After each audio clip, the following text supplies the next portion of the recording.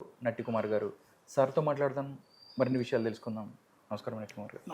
Sir ఎలా ఉన్నారు sir? బాగున్నామా sir, ఈరోజు ఒక హాట్ టాపిక్ మనం చూసుకుంటే, ఎంగేజ్మెంట్ జరిగి ఒక కపుల్కి 24 గంటలు కూడా కాలేదు, 3 సంవత్సరాల్లో విడిపోతావు, నీ పెళ్ళి పెటాకులు అవుతుంది అని చెప్పి నేను మేధావిని అని చెప్పుకున్న ఒక అతను పర్సనల్ లైఫ్స్లోకి వచ్చి మాట్లాడుతున్నాను.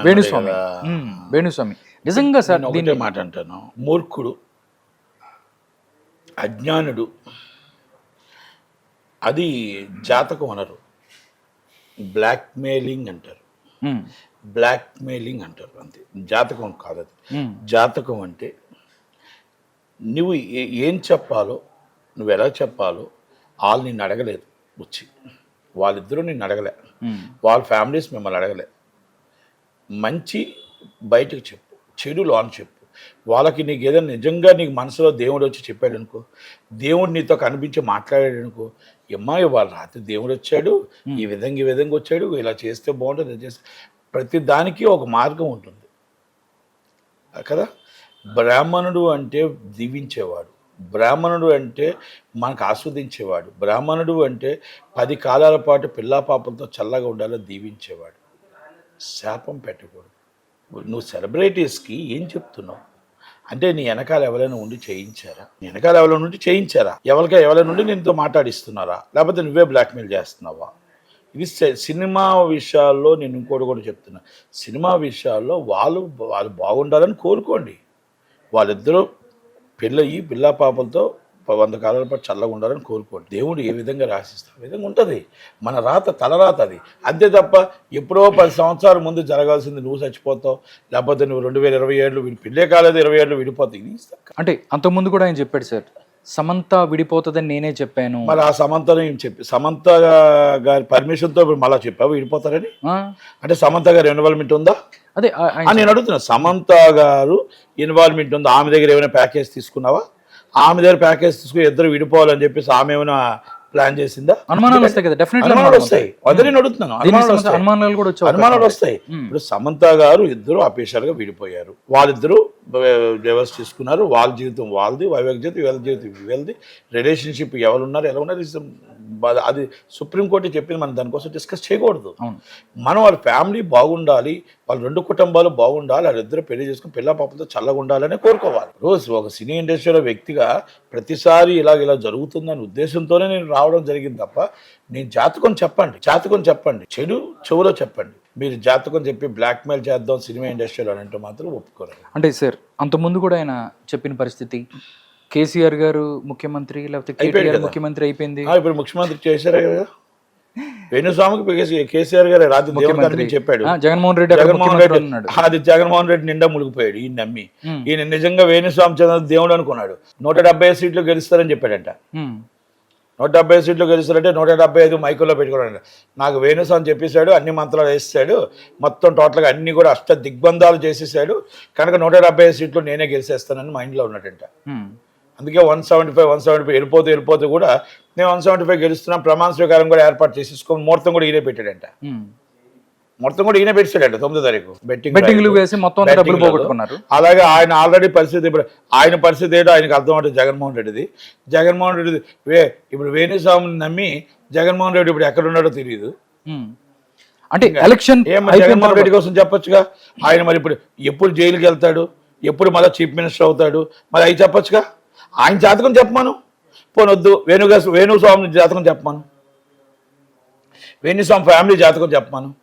ఈయన ఎప్పుడు బతుకుతాడు, ఎప్పుడు దాకా చచ్చిపోతాడు, ఎప్పుడు ప్రాబ్లమ్స్ వస్తాయి, ఎప్పుడు సుఖపడతాడు, ఎప్పుడు మొత్తం టోటల్గా గన్మ్యాన్లోనూ బౌన్సర్లు లేకుండా ఉండగలుగుతాడో చెప్పమాను. అది ఎందుకంటానంటే, వ్యక్తిగత జీవితాలు వైవాహిక జీవితాలకు వెళ్ళకూడదు. ఒక్కొక్కరికి భావ స్వేచ్ఛ ఉంటుంది. మీరు మాట్లాడండి, నేను తప్పు చెప్పట్లా, మీరు ఏమైనా చేసుకోండి, కానీ వాళ్ళ వ్యక్తిగతంగా వాళ్ళకి నిశ్చితార్థమైంది. ఎవరైనా ఏమంటారు, మీరు పిల్ల పాపలతో చక్కగా ఉండండి అమ్మా, చక్కగా పెళ్లి చేసుకుని హ్యాపీగా ఉండండి అని కోరుకుంటారు. ఏమంటే దేవుడు రాసి ఉంటే ఇప్పుడు ఈ మొత్తం 90% విడాకులు వస్తున్నాయి. అందరూ నువ్వు చెప్పినోడేనా ఏంటి? ఇప్పుడు అది కాదండి, దేవుడు గుడికి వెళ్తారు, లేకపోతే ఇంకొకరికి వెళ్తారు, దర్గాకి వెళ్తారు, ఏదో బయట జరగరాంది ఏదో జరుగుతుంది, యాక్సిడెంట్ ఏదైనా, అది దేవుడు చేసినట్టు కాదు, మన రాతలా రాస్తుంది. కాదు సార్, ఒకటి సార్, ఆయన ఎలక్షన్ తర్వాత నేను సెలబ్రిటీల జాతకాలే నేను పట్టుకొని చెప్పాడు. ఏమంటే మాట మీద ఉన్నోళ్ళ కోసం మాట్లాడొచ్చండి. మాట నిలకడలేని వాళ్ళకి మనం ఏం మాట్లాడతాం? నేను ఏమడుగుతున్నా సార్, ప్రభాస్ అది కాదు, బ్లాక్ మెయిల్ చేస్తున్నావా, నీకు ప్యాకేజ్ అందిందా సమంత గారి దగ్గర నుంచి? సార్ నేను ఒకటే నేను రెండో విషయాలు అడుగుతా. సమంత గారు నీకు ప్యాకేజ్ ఇచ్చారా, లేకపోతే నీకు బ్లాక్ మెయిల్ చేస్తున్న వాళ్ళని? నేనైతే సమంత గారు నాగ చైతన్య విషయంలో నేను నాగ చైతన్యకి ఓటేస్తా. నాగ చైతన్య అన్నాడు చిన్నప్పటి నుంచి నాకు తెలుసు. ఆయన ఎలాంటి వ్యక్తో తెలుసు, ఆయన వ్యక్తిత్వం ఏంటో తెలుసు. ఆయన మంచి వ్యక్తి కాదు. వాళ్ళ వ్యక్తిగత జీవితాలకు నేను వెళ్ళట్లేదు. ఎవరు సమంత గారు వాళ్ళవి విడిపోయారు అంటే ఎక్కడ ఆయన మనస్పర్ధలు వచ్చి ఉంటే ఆయన పొరపాటు ఎక్కడ చేసి ఉండడు. ఎందుకంటే నాకు రామారావు గారి ఫ్యామిలీతోనే రిలేషన్ ఉంది, వీళ్ళతోనే రిలేషన్ ఉంది. కాబట్టి ఆయన కోసం నాకు తెలుసు. కాబట్టి నేను ఆయనకే ఓటేస్తా. నేను చెప్తున్నా. ఇప్పుడు ఇలాంటివి ఇప్పుడు నేనేమంటానంటే ఆమె ఇంతకుముందు సోషల్ మీడియాలో పెట్టిన పోస్టులు కానీ, ఈయన చెప్తున్న మాటలు కానీ, మరి ఆయన చెప్పినట్టు ఏమైనా ఆమె ఈయన కలిపి ఏదో చేస్తున్నారా అనేది నాకు డౌట్ వచ్చింది. డౌట్ ఇస్ చేస్తున్నా. కనుక ఇంకొకటి చెప్తున్నా, ఫస్ట్ ఇస్ ద విష్ణు గారు మహాశ్వసన్ వెరీ సీరియస్లీ. ఎందుకంటే మా ఛాంబర్కి కానీ కౌన్సిల్కి కానీ రైట్ లేదు. కానీ మీరు మహాశ్వసన్ నుంచి మీ ఆర్టిస్ట్ ఇద్దరు తోట ఆర్టిస్టులు, వెరీ సీనియర్ మోస్ట్ ఆర్టిస్టులు. కనుక వాళ్ళు ఇమ్మీడియట్లీ ఈ ఇష్యూడ్ ఇలాంటి సెలబ్రిటీస్కి ఏం జరుగుతుందో ఇలా బ్లాక్మెయిల్ చేసే వాళ్ళు immediately is a complaint, issued is complaint. లేదు అంటే నాగ చైతన్య గారి ఫ్యామిలీ కంప్లైంట్ ఇవ్వాలి. వాళ్ళు ఇస్తే సీరియస్గా యాక్షన్ తీసుకుంటారు. నేనైతే చెప్తున్నా, ఎక్కడొక్కడ దెబ్బలు తింటాడు. నాలాంటి మొండోడి చేతిలో ఇలాంటి ఏమైనా చెప్తాను. ఆయన 10 నిమిషాలు ఆ ప్లేస్ లో నేనుంటే తొంతాను, ఆయన 10 నిమిషాలు నేనుంటే తన్నేస్తాను. ఓకే, అదైతే నేను చెప్తున్నాను. నేను పోలీస్ స్టేషన్ కంప్లైంట్ ఇస్తాను, పోలీసులు యాక్షన్ తీసుకోకపోతే నేను తొంతాను. ఎందుకంటే నా జాతకం కోసం ఆయన చెప్తే నేను ఎందుకు ఊరుకుంటాను? నా జాతకం ఆయన వాళ్ళు చెప్పడానికి, అవునా కదా? అవును.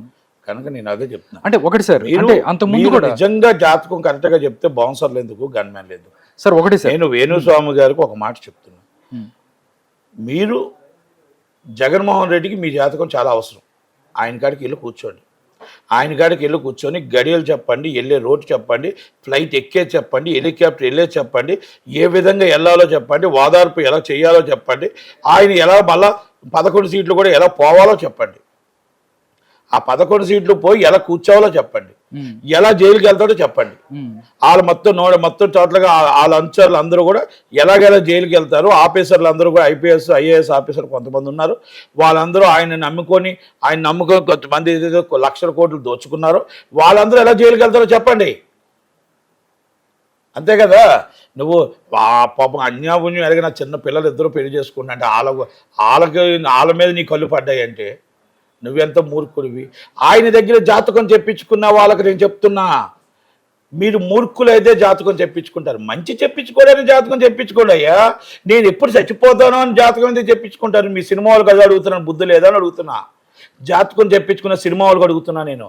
హీరోలకి కొంతమంది ఆర్టిస్టులకి ఆయన దగ్గర చెప్పించుకున్న జాతకం చెప్పించే వాళ్ళకి. రేపు నేను ఎప్పుడు నాశనం అయిపోతానని చెప్పించుకోవడానికి జాతకం ఎందుకు? రేపు నేను ఎప్పుడు నా సినిమాలు ఎప్పుడు అయిపోతాను, నా పెళ్ళి ఎప్పుడు పెడాకలు అయిపోతుందని చెప్పడానికి జాతకం ఎందుకు? నేను బాగుంటాను, ఎప్పుడు బాగుంటానో చెప్పడం కోసం జాతకం కావాలి. కానీ నేను ఎప్పుడు చచ్చిపోతాను, నేను ఎప్పుడు మొత్తం విడాకలు తీసుకుంటాను, నేను ఇంకో పెళ్ళి ఎప్పుడు చేసుకుంటాను, అవి జాతకం అవసరమా? ఈ బుద్ధి లేని ఆర్టిస్టులు అందరూ, కొంతమంది ఆ జాతకం చెప్పించుకుని వేణుస్వామి చెప్పించుకున్న వాళ్ళందరికీ మీకు బుద్ధి ఉందా, బుర్ర ఉందా అని అడుగుతున్నా. ఎందుకు అడుగుతున్నానంటే చాలా మంది చెప్పించుకుంటున్నారు జాతకాలని నాకు తెలిసింది. నేను అందుకే అడుగుతున్నాను, వాళ్ళకి చెప్తున్నాను, ఆ బుర్ర లేని వాళ్ళకి చెప్తున్నాను. ఓకే సార్, ఇదే ఫస్ట్ కాదు, అంతకుముందు ప్రభాస్ అవ్వచ్చు, అందరు పేర్లు చెప్పట్లా. నేను చాలా మంది కూడా చూపించుకున్న వాళ్ళకి నేను చెప్పాను. కాదు నేను కాదు సార్, ఆయన చెప్పిన వాడికి సార్ నేను ఆ లెవెల్లో నాకు అనవసరం సార్. నేనేం చెప్తున్నా, వాడు మూర్ఖుడు, బ్లాక్ మెయిలర్.